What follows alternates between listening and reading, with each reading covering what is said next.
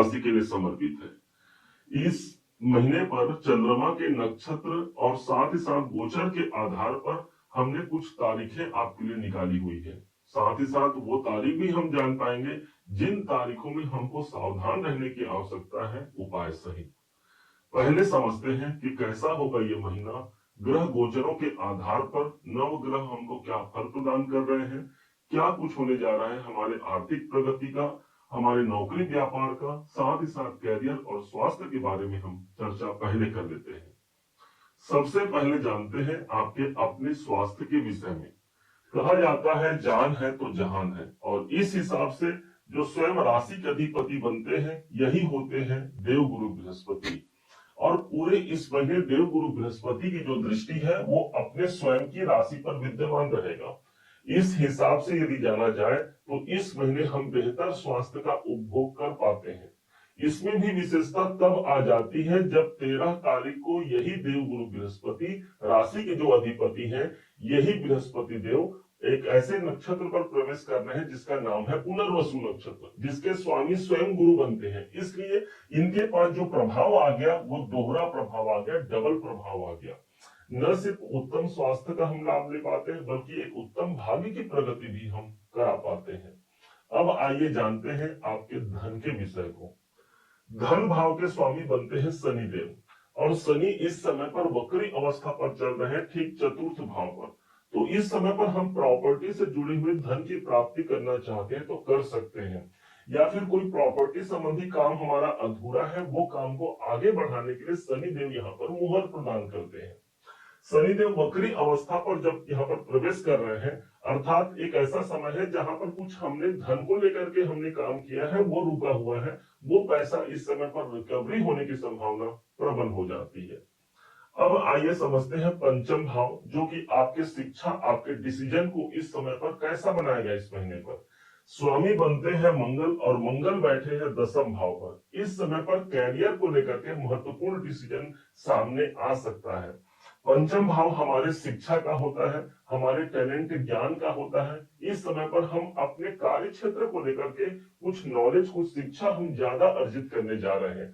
पूरे इस महीने मंगल ठीक दसम भाव पर उपस्थित रहेंगे, क्योंकि विद्यार्थियों के लिए भी जो शिक्षा प्राप्त कर रहे हैं उनके लिए भी वो अपनी शिक्षा पर ज्यादा फोकस लगा पाते हैं। मंगल को हम एनर्जी कहते हैं, अर्थात हमारी एनर्जी इस समय पर शिक्षा और कैरियर के लिए सबसे ज्यादा प्रभावी रहेगा। अब आइए जानते हैं आपके नौकरी के विषय को, कैसा होगा हमारा नौकरी जॉब का समय। स्वामी बनते हैं शुक्राचार्य, और शुक्र देव इस समय पर मौजूद रहेंगे सप्तम भाव पर। जब छठे और सातवें का कॉम्बिनेशन बन जाए, मतलब अपने से एक घर आगे चले गया ग्रह, इसलिए शुक्र देव इस समय पर कोई मित्रों के माध्यम से, आपके जीवन साथी या जीवन संगिनी के माध्यम से, या फिर किसी ऐसे व्यक्ति के माध्यम से हमारा नौकरी इस समय पर मजबूती की अवस्था पर जाएगा जिसका पहले से हमने निर्धारण कर रखा था। अब यहाँ पर छठे भाव के स्वामी का सप्तम भाव पर जाना, कोई ऐसी मानसिकता भी हमारे अंदर आ सकती है कि हम जॉब से अब स्विच करके पहुंच जाए बिजनेस की ओर, क्योंकि सप्तम भाव बिजनेस है। हमारा माइंड इस समय पर बिजनेस माइंड ज्यादा रहने वाला है, नौकरी की स्थिति अच्छी रहेगी। अब आइए जानते हैं व्यापारिक स्थिति पर क्या प्रभाव रहेगा। व्यापार भाव पर तो शुक्र स्वयं बैठे हैं, 3 नंबर की राशि पर है, अपने मित्र की राशि पर है, और ऊपर से देवगुरु बृहस्पति का योग भी हमको सप्तम भाव पर देखने को मिलेगा।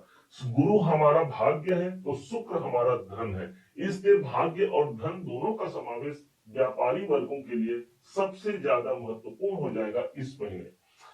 जैसे ही एक तारीख आता है 20 तारीख को शुक्र देव एक अपने घर से एक घर आगे प्रवेश कर जाएंगे। इसलिए व्यापार को लेकर कोई महत्वपूर्ण डिसीजन लेना है तो 20 तारीख तक का समय ज्यादा मजबूत रहेगा। अब आइए जानते हैं भाग्य की स्थिति कैसी रहेगी। भाग्येश बनते हैं सूर्यदेव।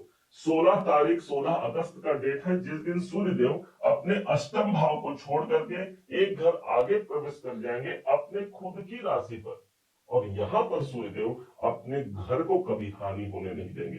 अर्थात भाग्य हमारा सपोर्ट करता है, हमारा समर्थन करता है, हम अपने कार्य को करते हैं और यहाँ पर ईश्वरीय कृपा हमको प्राप्त होती है, क्योंकि नवम भाव ही ईश्वर की कृपा है। ऑलरेडी यहाँ पर केतु बैठे हैं।